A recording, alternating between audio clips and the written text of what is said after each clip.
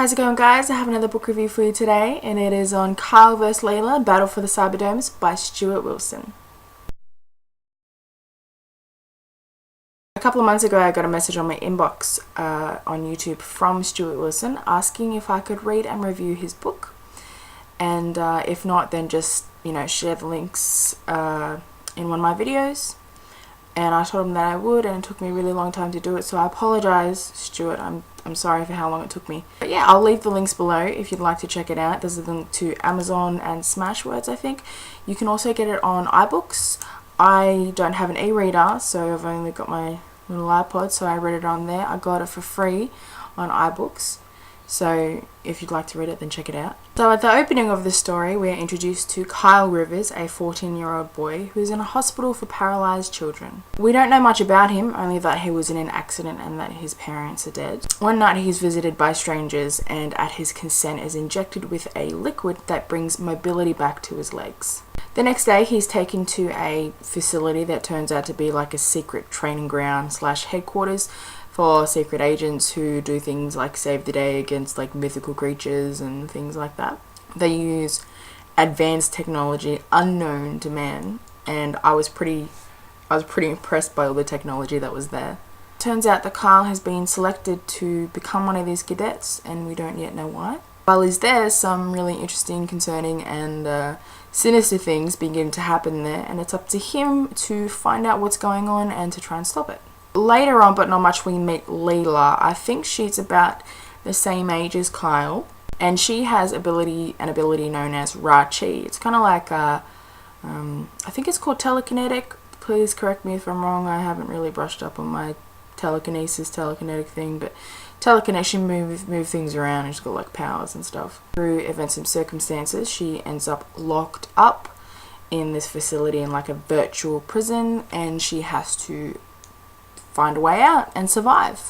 I've watched a couple of videos on booktubers giving advice about when people ask them to read their books and saying don't do it unless you're fully okay with it, don't accept all of them, kind of thing. But I was really excited to read this because I was just so happy that I got noticed and I was asked to read a book by like a proper author.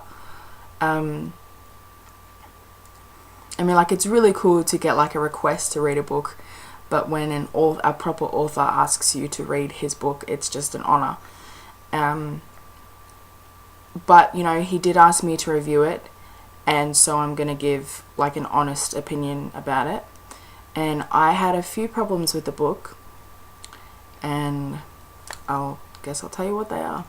For the writing itself, there are a few things that I didn't like about it, and that was the grammatical errors. There were only a few, but it was enough for me to notice.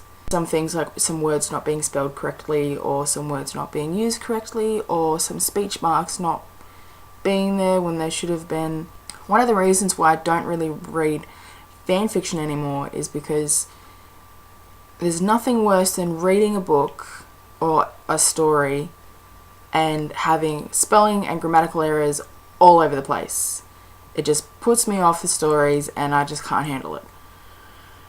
Fortunately with this book, there were only a couple. I only noticed like under 5, so it wasn't really a problem for me.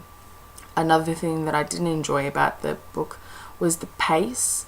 For me, it was just way too fast. It was just jumping into just thing after thing, and this was happening, and I was confused, but I didn't have enough time to dwell on the fact that I was confused because it was just straight into the next thing. I think the idea for the story is amazing, and I definitely want to read more, but I really want to be able to read the next one at a more slower, easier pace.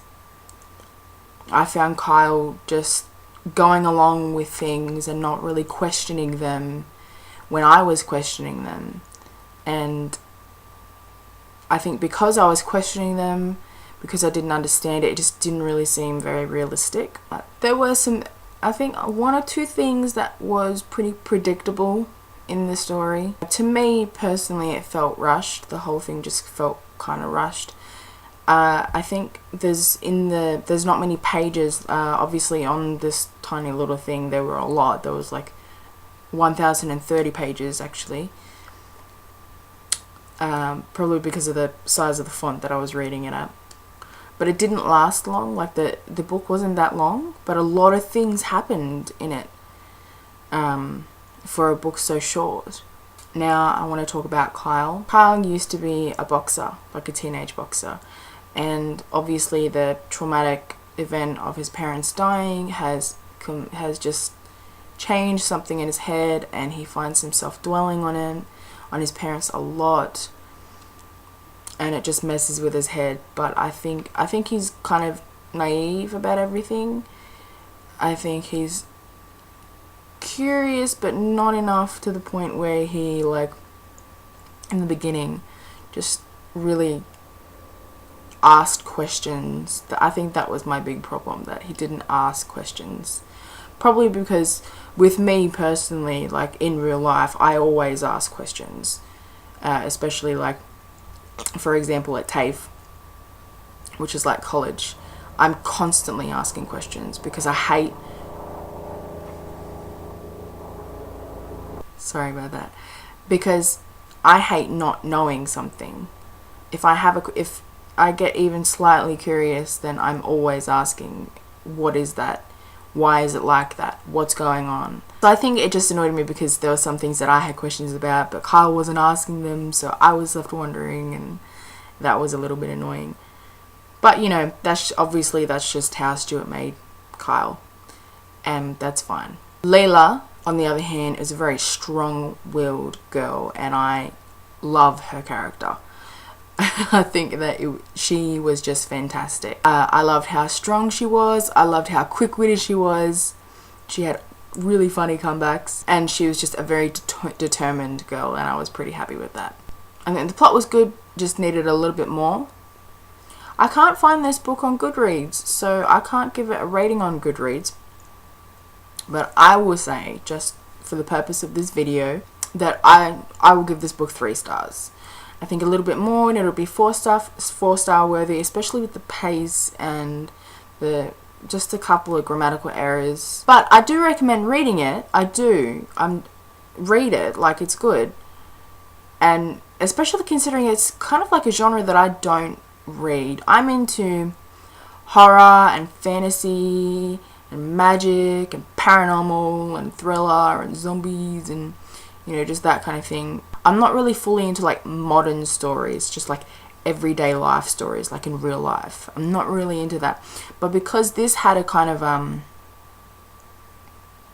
interesting twist with the facility and the technology, I gave it a go. And I'll admit, when I first read the synopsis, it didn't really give me a lot of information about it.